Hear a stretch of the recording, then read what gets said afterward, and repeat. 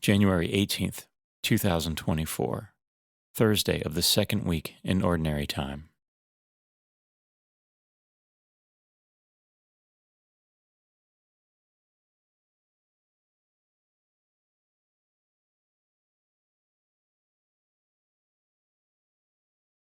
A reading from the first book of Samuel. When David and Saul approached, on David's return after slaying the Philistine, women came out from each of the cities of Israel to meet King Saul, singing and dancing with tambourines, joyful songs, and sistrums. The women played and sang, "Saul has slain his thousands, and David his 10,000s." Saul was very angry and resentful of the song, for he thought, "They give David 10,000s, but only thousands to me. All that remains for him is the kingship." And from that day on, Saul was jealous of David. Saul discussed his intention of killing David with his son Jonathan and with all his servants. But Saul's son Jonathan, who was very fond of David, told him, "My father is trying to kill you. Therefore, please be on your guard tomorrow morning. Get out of sight and remain in hiding. I, however, will go out and stand beside my father in the countryside where you are, and will speak to him about you. If I learn anything, I will let you know." Jonathan then spoke well of David to his father Saul, saying to him, "Let not your majesty sin against his servant David, for he has committed no offense against you, but has helped you very much by his deeds. When he took his life in his hands and slew the Philistine, and the Lord brought about a great victory for all Israel through him, you were glad to see it. Why then should you become guilty of shedding innocent blood by killing David without cause?"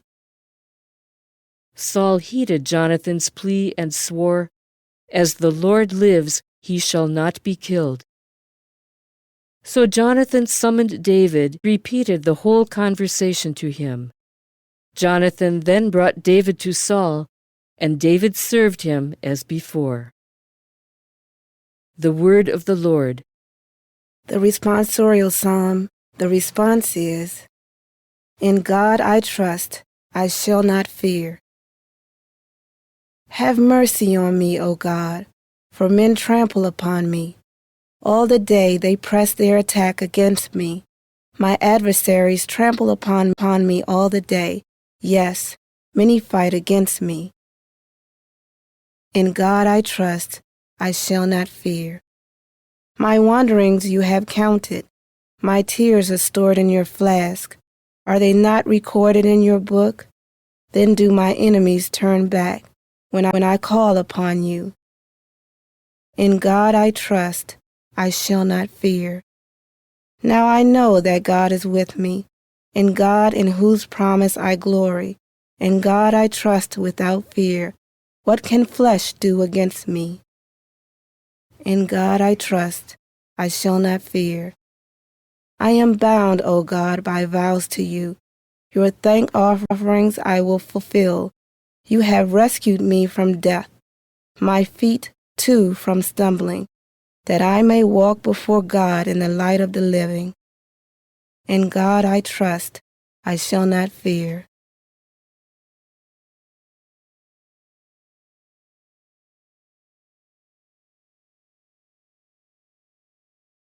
A reading from the Holy Gospel according to Mark. Jesus withdrew toward the sea with his disciples. A large number of people followed from Galilee and from Judea. Hearing what he was doing, a large number of people came to him also from Jerusalem, from Idumea, from beyond the Jordan, and from the neighborhood of Tyre and Sidon. He told his disciples to have a boat ready for him because of the crowd, so that they would not crush him.